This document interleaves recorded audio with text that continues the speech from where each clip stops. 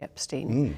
How did you first become friends? How did you meet? Yeah, to some extent, a stretch to say that as it were, we were close friends. I mean, we were friends. Buckingham Palace is once again in turmoil as King Charles takes the shocking step of dragging Prince Andrew and Sarah Ferguson to the Supreme Court.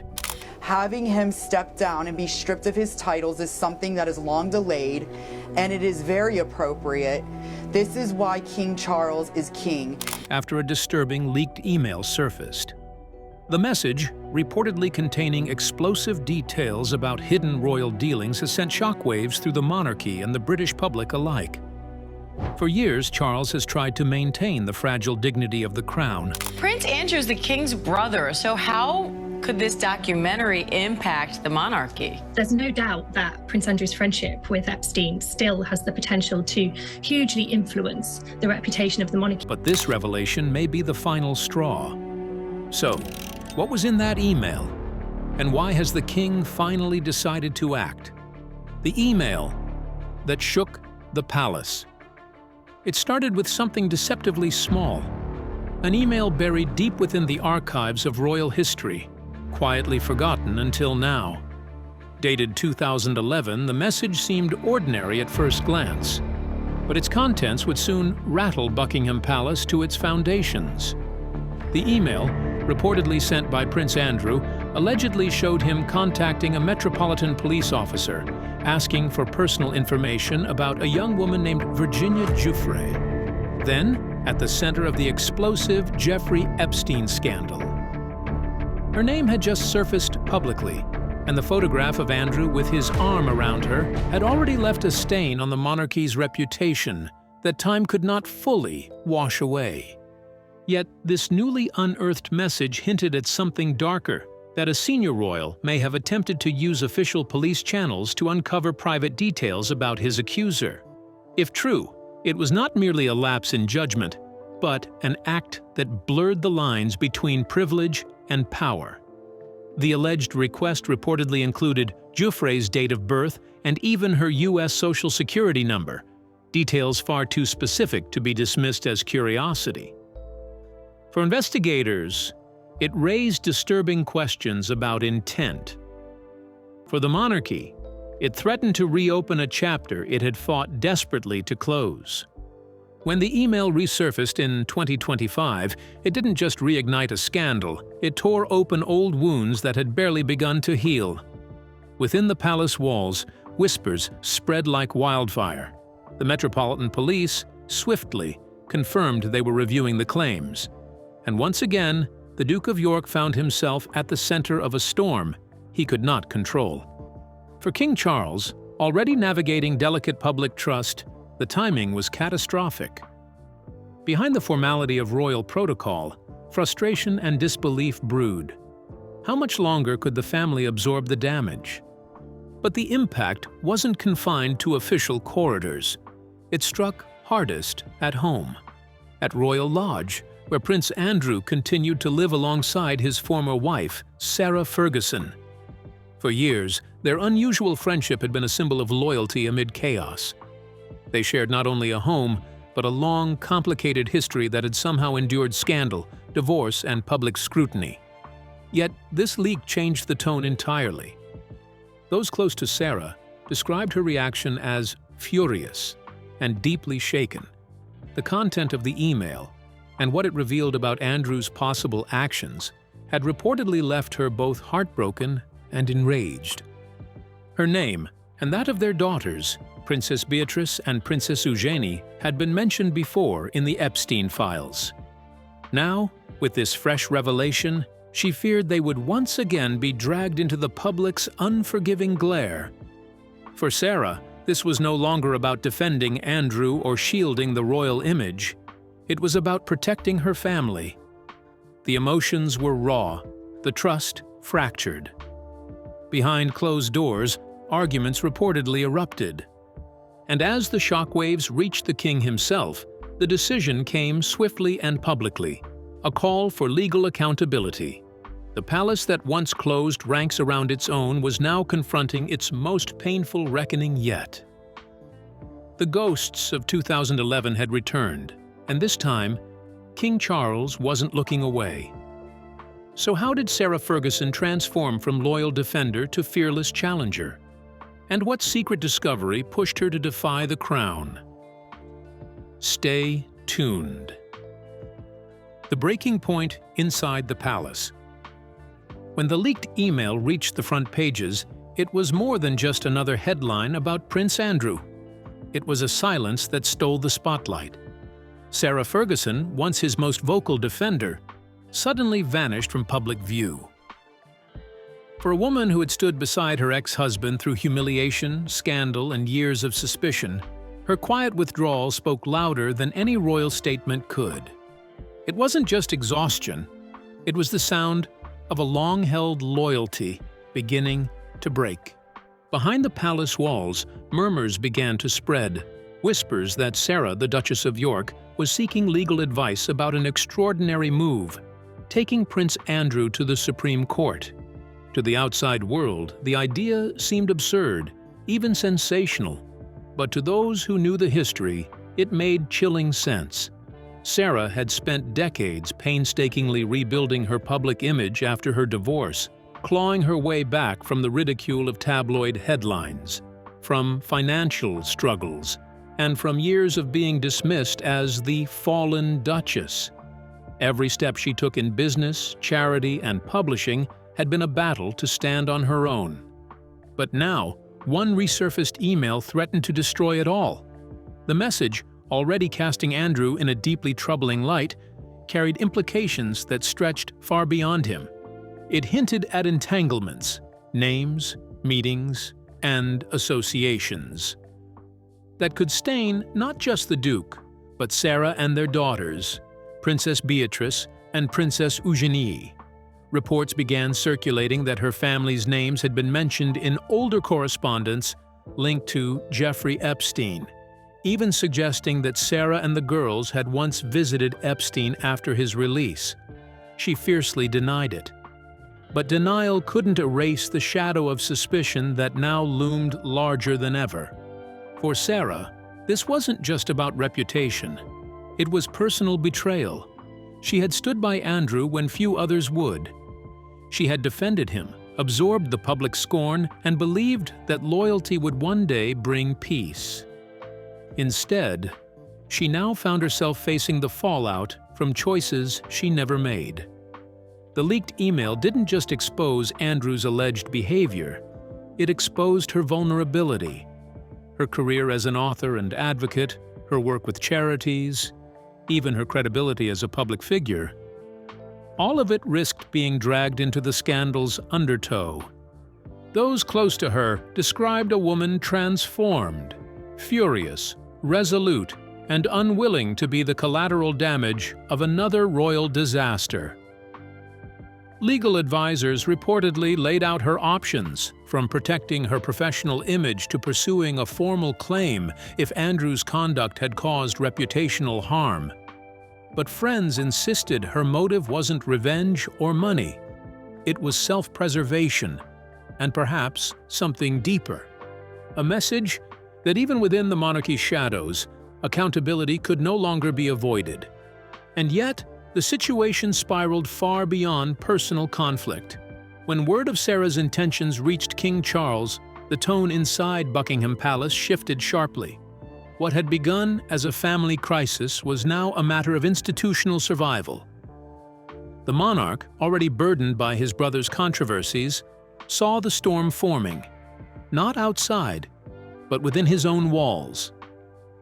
The possibility of a public legal clash between two senior royals threatened to drag the monarchy into unprecedented scandal. And so, for the first time, the king himself stepped in, summoning both Prince Andrew and Sarah Ferguson to answer before the law. Within hours, the whispers turned to shock. The palace that once protected its own was now preparing to put two of its most controversial figures before the Supreme Court. For Andrew and Sarah, the reckoning they had long evaded had finally arrived, and this time it was the king who demanded answers. But how did one digital trail, buried for years, suddenly resurface with evidence powerful enough to corner both Andrew and Sarah before the king himself. The digital trail that exposed the royals. King Charles had remained silent for as long as he could. For months, he had watched from a measured distance as his brother's past scandals flickered in and out of public conversation, each time threatening to cast new shadows over the crown. But now, silence was no longer an option. Sitting in the quiet of his private study, Charles reportedly broke that silence with a single statement that cut through the tension like a blade. "This cannot go on." His words marked a turning point. For the first time, the monarch's patience had run dry. What had begun as private tension inside Royal Lodge, the sprawling Windsor estate that Prince Andrew shared with Sarah Ferguson, was now spiraling into open chaos. Whispers about Sarah's frustration and possible legal action had leaked to the press, sending the tabloids into a frenzy. But it wasn't just gossip that alarmed the king. Behind the noise, investigative journalists and online researchers had started to uncover a disturbing trail of digital evidence, threads the palace had worked tirelessly to erase. It began, as before, with that single email from 2011, the one that allegedly showed Andrew asking a Metropolitan Police officer for private details about Virginia Giuffre. But as journalists dug deeper, they found more.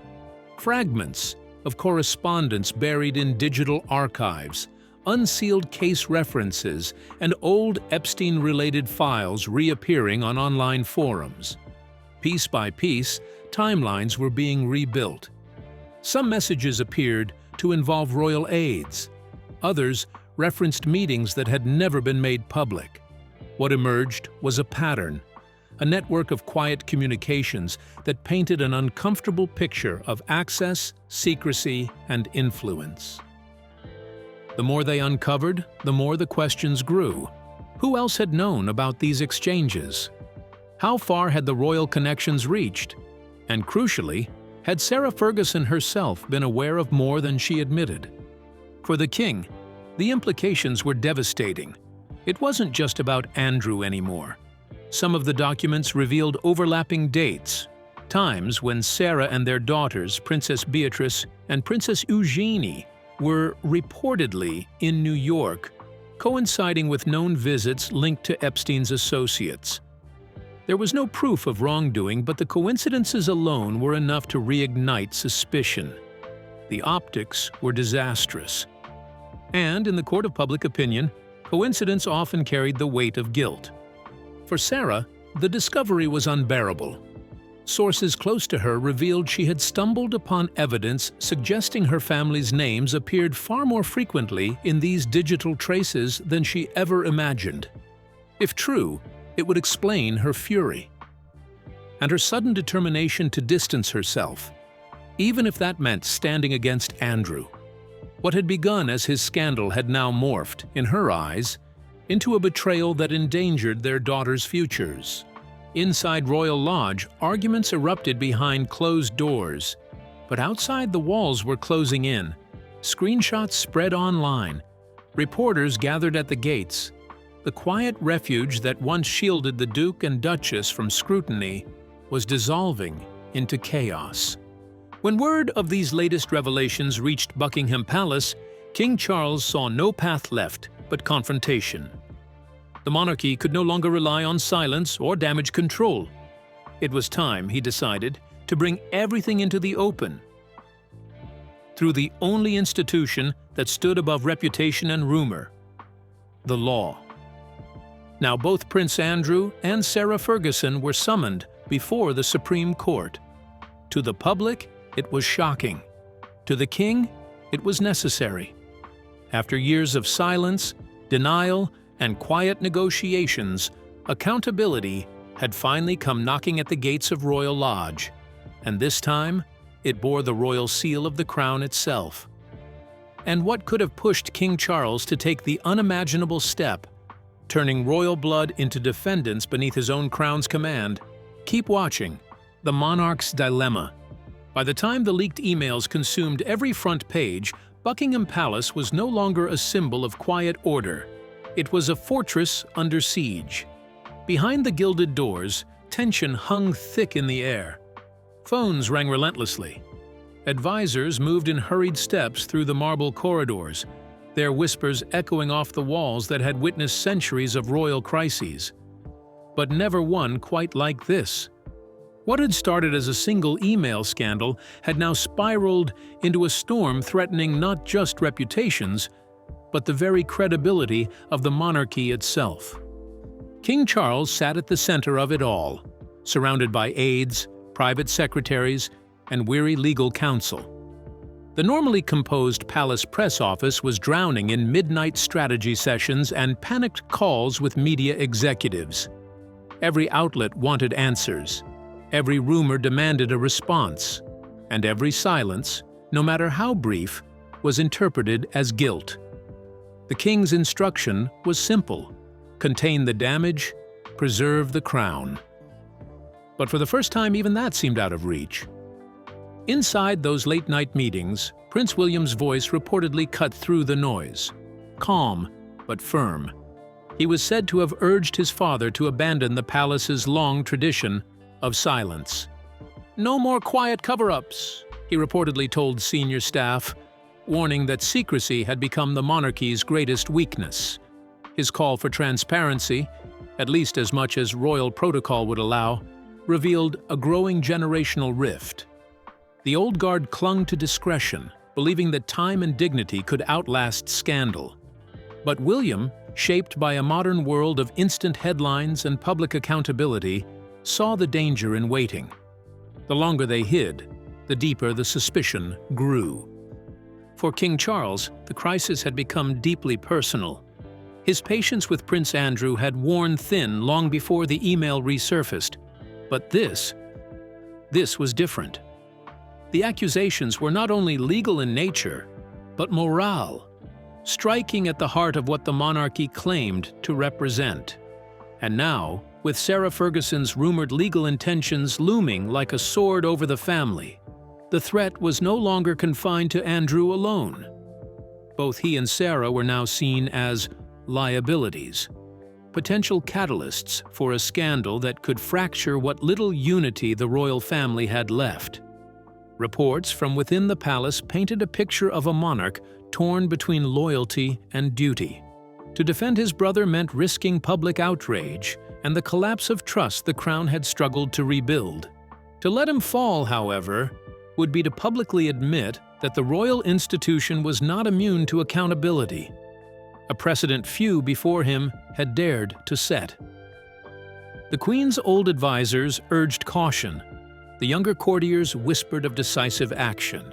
And somewhere between those two worlds, Charles sat in silence, realizing that every choice would leave a scar. Meanwhile, Sarah Ferguson's next move remained a mystery. Her legal consultations were said to be intensifying, her tone shifting from defensive to defiant. Would she truly take this battle to court, exposing royal records, emails, and private dealings? Or would a quiet settlement be arranged in the shadows to preserve what little peace remained? No one knew, not even the king. But one fact had become undeniable: the royal walls of secrecy, once impenetrable, were cracking. And as King Charles looked upon the wreckage of trust within his own family, one truth pressed down on him with unrelenting weight. If this fire wasn't contained soon, it wouldn't just consume Andrew and Sarah. It could burn straight through the monarchy itself. Now, what hidden truth still lurked in the ashes? And could this be the moment King Charles's crown finally trembles? Stay with us. The shadow that wouldn't die. King Charles was the first to break the silence. After weeks of watching the headlines spiral out of control, he reportedly called an emergency meeting inside Buckingham Palace. His voice, calm but firm, carried the weight of a monarch who had reached his limit. "We can no longer protect what the world believes is already lost," he said, looking across the table at his advisors. The message was clear. The Crown itself was now on trial. The story of Jeffrey Epstein had haunted the royal family for years, but for Prince Andrew, it had never been a passing storm. It became the shadow that defined him, the stain that clung no matter how many statements, interviews, or denials followed. His connection to Epstein, once dismissed as ill-judged but not illegal, had now evolved into something darker, something that refused to fade. The scandal had first exploded back in 2010 when photographs of Andrew walking with Epstein through New York's Central Park went viral, triggering outrage across Britain. At the time, the palace dismissed it as poor judgment. But with the resurfacing of the 2011 email, the one allegedly showing Andrew asking a Metropolitan Police officer for personal details about Virginia Giuffre, the entire narrative came crashing back. This was no longer about appearances or old friendships. The leaked message appeared to show a calculated attempt to access confidential information about the very woman who had accused him of misconduct. The contents were shockingly specific, containing details that hinted at a coordinated effort to undermine Giuffre's credibility. To critics, it was a disturbing abuse of influence. To Andrew's defenders, it was a message taken out of context. But the damage was already done. The Metropolitan Police confirmed they were reviewing the claims. Lawmakers demanded full transparency, and human rights campaigners called for Parliament to revisit centuries-old laws shielding royals from accountability. The question on everyone's lips was the one King Charles could no longer ignore. Could the monarchy survive another storm of secrecy? Within days, the scandal widened. Old suspicions resurfaced, not just about Andrew's conduct, but about who else might have known. That's when Sarah Ferguson's name returned to the spotlight. The Mail, on Sunday, published excerpts of an email allegedly written by Epstein to his lawyer in 2011, claiming that Sarah was the first to celebrate my release. He even referenced supposed visits from the Duchess of York and her daughters, Princess Beatrice and Princess Eugenie. Sarah swiftly denied the claims, insisting neither she nor her daughters ever visited Epstein. Yet the rumor spread like wildfire, blurring fact and speculation into a single narrative of guilt by association. For Sarah, it was a devastating blow. After decades spent rebuilding her public image, she now faced accusations that risked undoing it all. To the public, she was no longer the woman who had once stood by Andrew. She was part of his shadow. Inside the palace, the fear was palpable. Senior aides warned that every new revelation pulled the monarchy deeper into the past it was trying to escape. King Charles, already grappling with the weight of modernizing the institution, now found himself confronting the monarchy's oldest curse, the belief that privilege could silence consequence. And as the leaked emails spread across the internet, igniting both outrage and curiosity, one question echoed through the palace halls and the nation beyond. Had the line between protection and complicity finally been crossed? And now, as the storm closes in, could this be the moment King Charles is forced to choose between family loyalty and royal survival? Stay glued. The King's breaking point. It began behind closed doors, a quiet storm gathering inside Buckingham Palace. King Charles sat at the long mahogany table, papers spread before him, the leaked email printed in stark black and white. His voice, calm but edged with disbelief, broke the silence. This cannot go unanswered. What followed was not a family meeting. It was a reckoning. For years, Charles had tolerated the whispers around his brother, Prince Andrew, the headlines, the accusations, the tarnished friendships. But this time was different. The newly leaked 2011 email had reignited the Epstein scandal with frightening precision. It wasn't a rumor anymore. It was evidence. The message appeared to link Andrew directly to efforts aimed at gathering damaging information about Virginia Giuffre, the woman whose accusations had nearly destroyed his reputation. The contents were explicit enough to suggest intent, and that was what enraged the king most. Palace aides described those early hours as a controlled emergency. Phones rang non-stop. Legal advisors were summoned, and senior courtiers were ordered to handle the situation with absolute discretion. Yet, for all the frantic coordination, one fact remained impossible to ignore. Sarah Ferguson's name had also resurfaced, her mention in a separate 2011 correspondence from Epstein to his lawyer, boasting that the Duchess had been the first to celebrate his release, turned the scandal from personal shame to institutional crisis. For Charles, that was the final blow.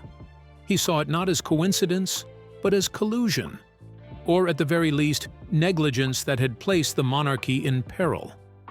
To the king, this wasn't just about reputation. It was about the crown itself being compromised by those closest to him. Within hours, he summoned both Andrew and Sarah to a private meeting. According to one insider, the king's tone was uncharacteristically sharp, cold, deliberate, and laced with disappointment.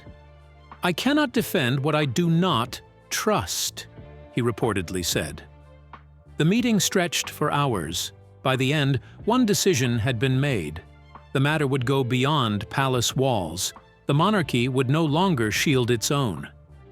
King Charles instructed his legal team to prepare for Supreme Court proceedings, a move that stunned even his closest advisors.